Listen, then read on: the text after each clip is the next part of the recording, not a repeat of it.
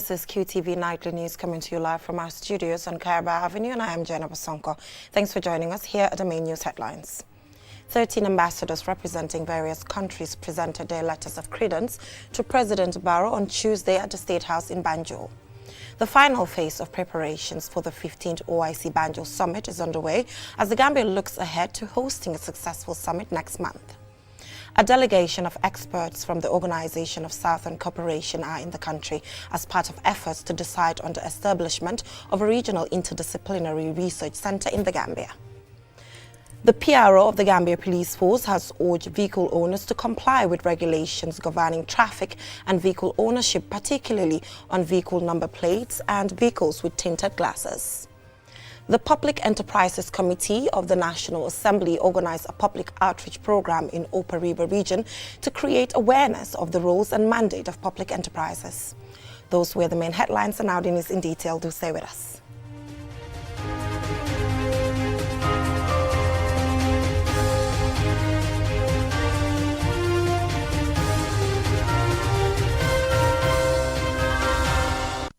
Thank you so much for joining us. This is QTV News and I am Jenna Basonko. Now, 13 ambassadors representing various countries presented their letters of credence to President Adama Barrow on Tuesday.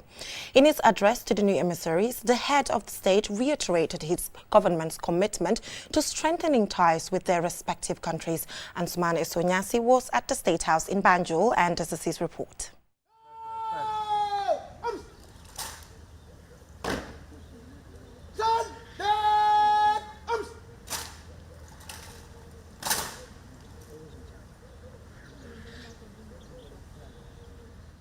In an unprecedented occasion, President Barrow receives diplomatic representatives and plenipotentiaries from 13 countries, perhaps the most in a single day since assuming office in 2017.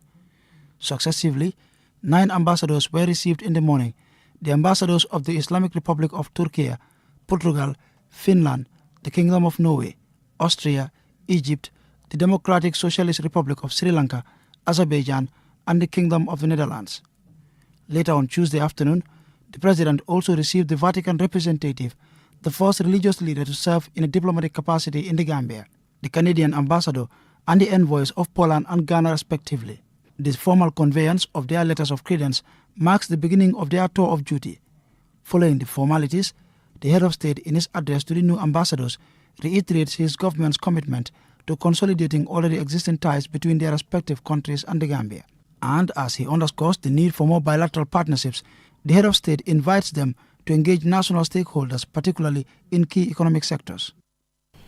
I kindly request Your Excellencies to convey to your respective heads of state and government my sincere brotherly greetings and best wishes, and the assurances of our readiness to expand the scope of the mutually beneficial cooperation between our two countries, particularly in responding to our shared aspiration of a prosperous, stable, and peaceful world. Furthermore, President Barrow expresses his administration's willingness to work with their respective governments and investors through mutually benefiting endeavors, as enshrined in the country's development frameworks. The Gambia government, through the Recovery Focused National Development Plan, RFNDP, is most willing to collaborate with all countries and partners to lead mutually rewarding outcomes. Speaking to the press after presenting their letters of credence to the President, ambassadors of the Republic of Turkey and Egypt and the High Commissioners of Canada and Ghana respectively say the occasion demonstrates the Gambia and their respective countries' commitment to strengthen bilateral ties and shared messages of gratitude from their governments. Instructions are to develop our friendship ties and to promote a cooperation that takes into account the win-win mutual aspect of it. I want to strengthen that Egypt is always a partner and a brother country to the Gambia. We have been one of the first countries to recognize independence of the Gambia. The Canada and the Gambia have a long-standing relationship, close to, actually, 58 years, I'll say it straight. So in 2 years we'll be, having the 60th birthday. We should plan on something big to celebrate that relationship. Today is very, very, very important and happy occasion for me because of the relationship between Ghana and the Gambia. The president is also expected to receive a similar number of foreign diplomats on Wednesday, who would also present their letters of credence to the head of state. These latest accreditations have been hailed by the head of state as another welcome development in the country's history, indicating a significant growth, particularly in establishing or strengthening relations with other countries. Ansmane Sonyasi for KTV News. Wishing them a successful time in the Gambia. Now, the final phase of preparations for the 15th OIC Banjul Summit is underway, as the Gambia looks ahead to hosting a successful summit on the 4th and 5th of May. Aliou Cisse visited the main summit venue, and this is his report. After years and months of preparations, we are now counting days to the much anticipated 15th OIC Summit here in Banjul on the 4th and 5th May. Amidst delays and setbacks, the OIC Secretariat of the Gambia, through its local organizing committee, is finalizing preparations for the summit. They are keeping the conference venue clean, installing a new screening machine, erecting a new food court tent, repainting the conference center, and also adjusting the seating arrangements. Lassana Tunkara, chairperson of the media committee, said they are on schedule and that the country is prepared to receive and accommodate approximately 3,000 delegates from the 57 member countries of the OIC. 10 days to go now, so we're setting up the outside of the grounds. The inside of the hall is being prepared. As you can see, all hands are on deck. We have the fire service doing the cleaning. The army has been doing a lot of fantastic work, the armed forces outside. We have the tents going up, which are going to be housing the delegates for their food and everything. So everything is on track, and we're really excited, and we're really hopeful that everything will go off okay, inshallah. With regards to roads, I think Gambians can see that the road all the way to the airport is pretty much open and clear. Right now, what is left is what we call the traffic lights. The flyover might not be ready, but if you look there on the two side roads, they are tarmacking those two side roads to give ease of access to Banjul and to the Fajara area. Mr. Tunkara says vehicles have been procured to ease mobility, while security will also be beefed up during the course of the summit. He says the delegation assessment team from Jeddah, Saudi Arabia visited and were quite impressed with the progress registered. Regarding media coverage arrangements, Tunkara explains. We have set up a broadcast production team which is led by national broadcaster GRTS and is including all of the private licensed broadcasters. So they have a team together and with some partners from outside, and we'll be providing full wall-to-wall coverage of the opening ceremony of every event here, and that will be broadcast live, and that information will be shared. We'll be streaming live online for anybody to grab it, and also inside the media center that will be there. We have official photographers. We'll be providing translations of the summit in Arabic, English and French to everybody. So as far as media goes, that is on track too. I'm talking about the media coverage. I mean, who is eligible to be here to cover the event? What happened is we sent out a request for accreditations. We had nearly 200 for local. And of course, obviously, not everybody can come. Space is an issue. But I think we've tried to make it as inclusive as possible. So across all Gambian media, from broadcast television to online to newspapers to radio, we've made sure that everybody is represented. Ndei Kumba Demba, a member of the brand and communications of the OIC Secretariat of the Gambia, looks and sound relief that hard work is about to pay results. I think the excitement is in the air, and we are glad that a lot of people, all Gambians, are excited with us. Finally, we get to host the OIC Gambia, the OIC Summit, and as a nation, as Gambia, we've been looking forward to hosting this summit for a while. So it's so surreal to know that it's finally here, and next week we will be hosting world leaders in the country, and it's quite an exciting event. And I feel like every Gambian should be excited with us. The OIC Summit in Banjul will provide a platform for the Muslim Ummah to discuss matters of interest to the body, particularly the ongoing war in Gaza, where over 34,000 people have died and thousands been injured. The convergence will also provide a unique opportunity for bilateral meetings on the sidelines of the main summit, for which special rooms have been allocated within the conference center. Reporting for QTV News, I am Aliou Cisse. Wishing all Gambians a successful OIC summit.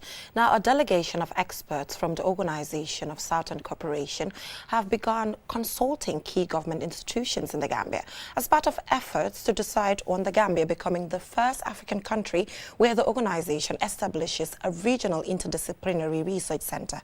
Momodu Lamin Choi has the rest of that story. The Ministry of Higher Education, Research, Science and Technology is hosting this team of experts from the Organization of Southern Cooperation, OSC.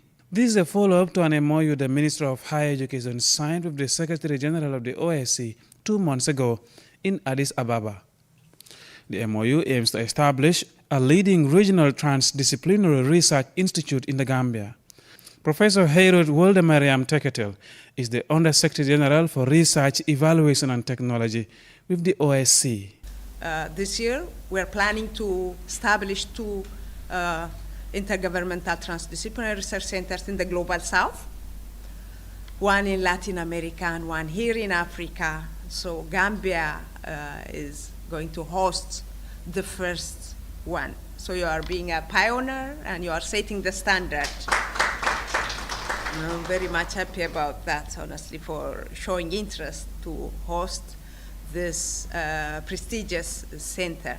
The research center is expected to address research questions that will help inform and shape development policies and programs in the Global South, which includes the Gambia. Okay. It also provides information and policy recommendation for governments in the Global South so they can make evidence-based, knowledge-based policy formulation and decision-making. We need these kinds of centers for governments to be effective, efficient, and productive, and bring sustainable development. So this is a very unique center. It's not just like any other research center, first of all, because it's transdisciplinary. The decision to build the Transdisciplinary Research Center in the Gambia is one of the outcomes of the 2021 General Assembly of the Organization of the Southern Cooperation, during which the Secretary General of the OSC was mandated to establish 2 regional research centers. The Regional Research Center will be housed at Faraba Banta. Professor Pierre Gomez is the Minister of Higher Education, Research, Science and Technology. Now is the time for our development agenda to be dictated by researchers, for them to influence policymakers, not the other way around.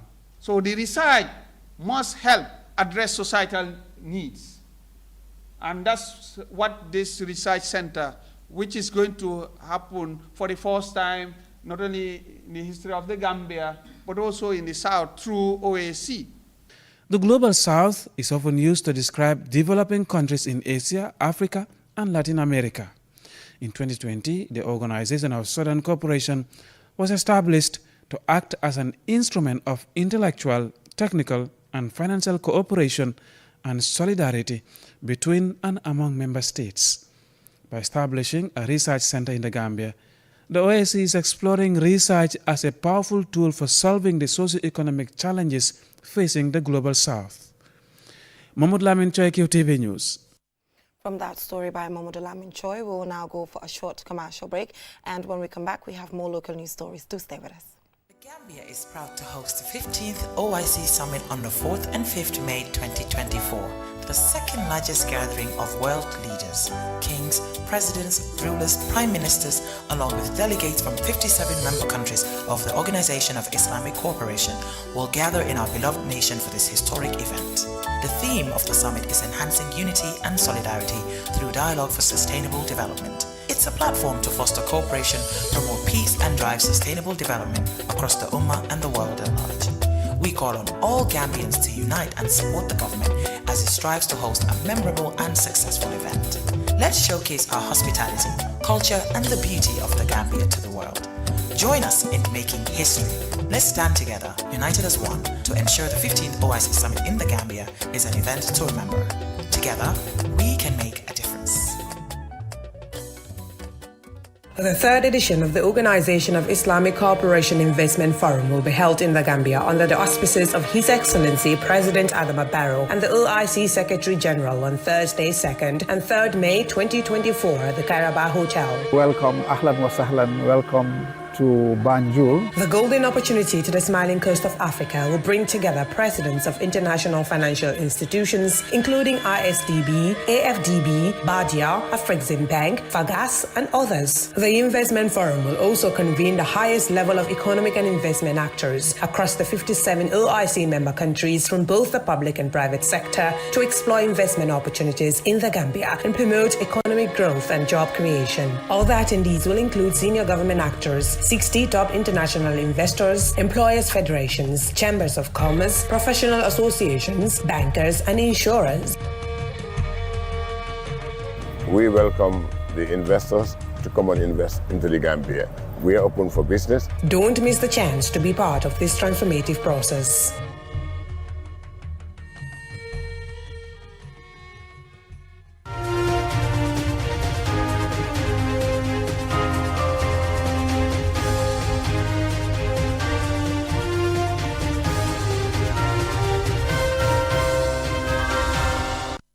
Welcome back from that short commercial break. If you're just tuning in, you're watching QTV News, and I am Jenna Bosonko.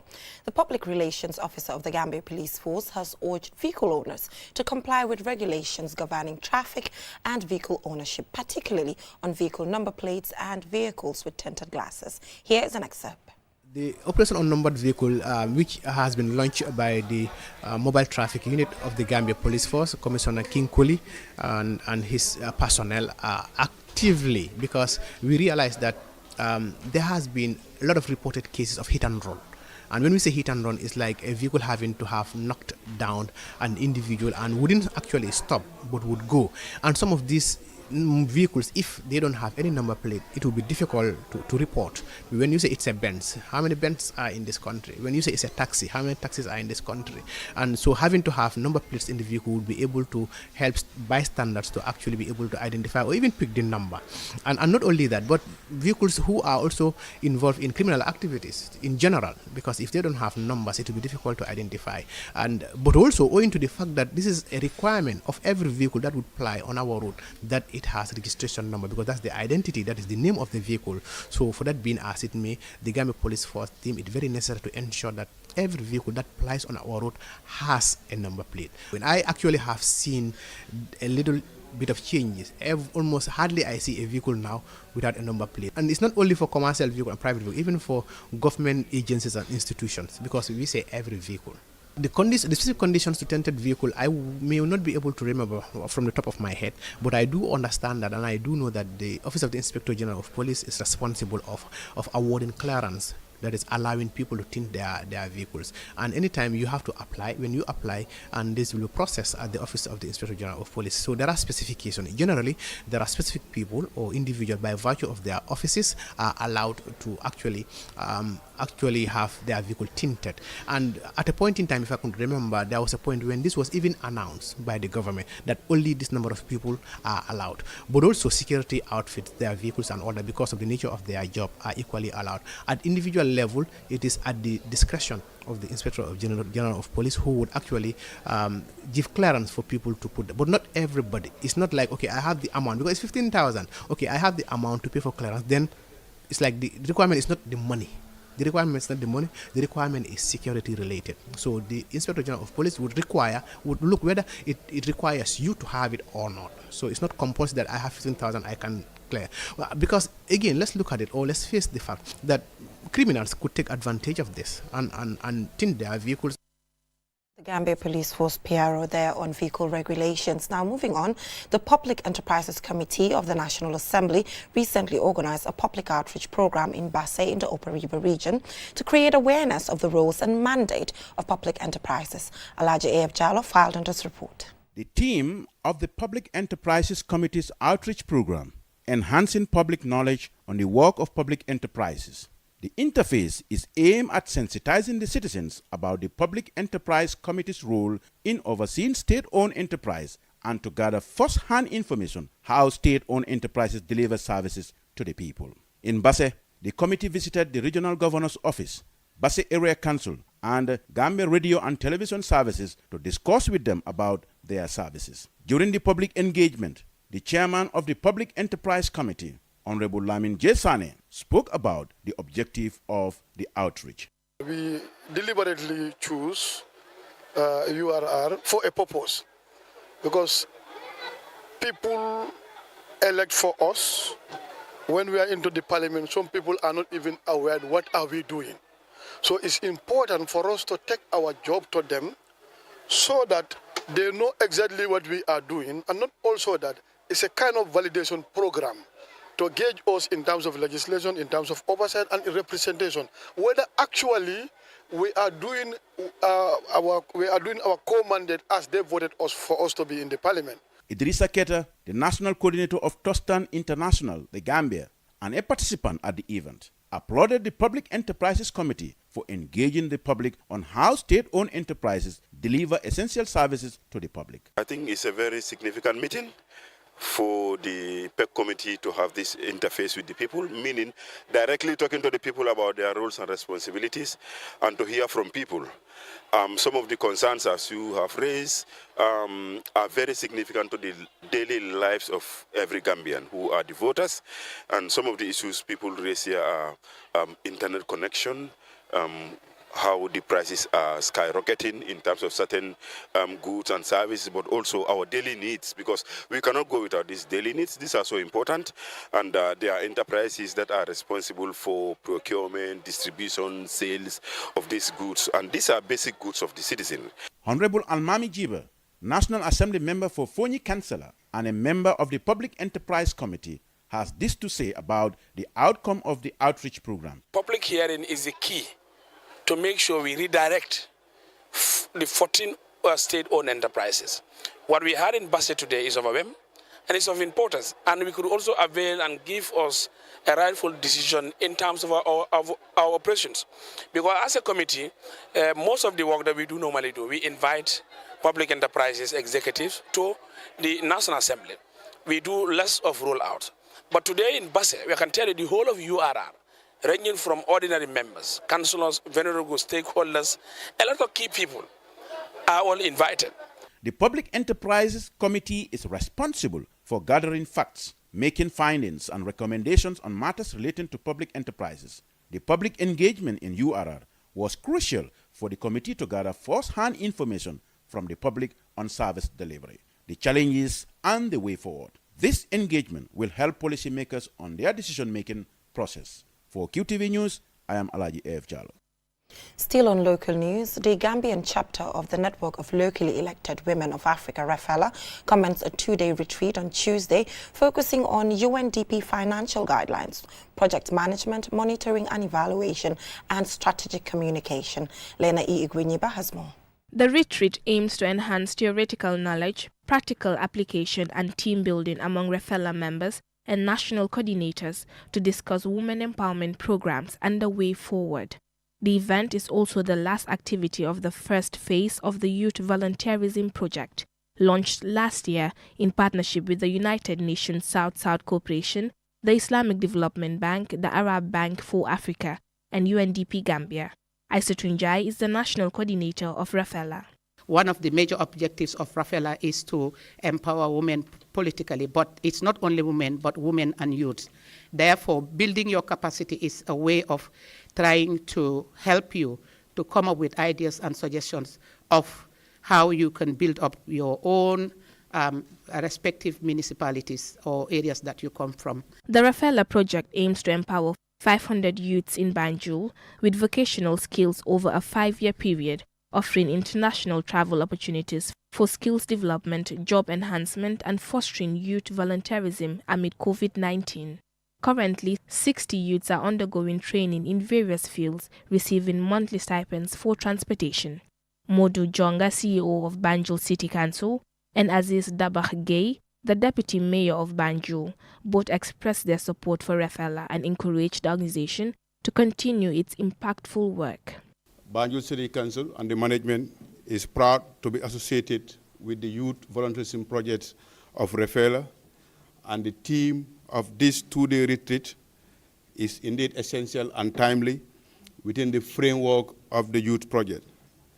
The training will build, no doubt, the capacity of the participants to enable you to take a lead role in the decision-making process of your lives. As I usually say, the Banjul City Council are partners of Rafaela, and that would continue because as a city council, one of our core mandates is to support organizations like Rafaela to make sure that their mandates are being delivered.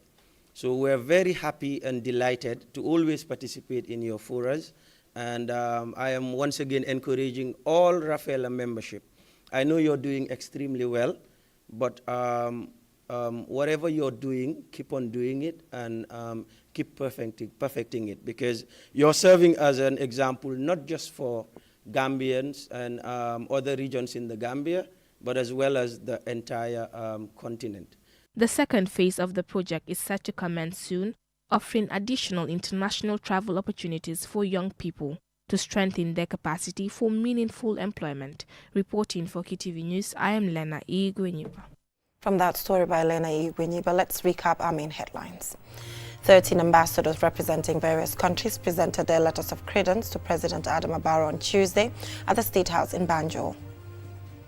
The final phase of preparations for the 15th OIC Banjul Summit is underway as the Gambia looks ahead to hosting a successful summit next month at the Sir Dawda Jawara Kairaba Conference Center.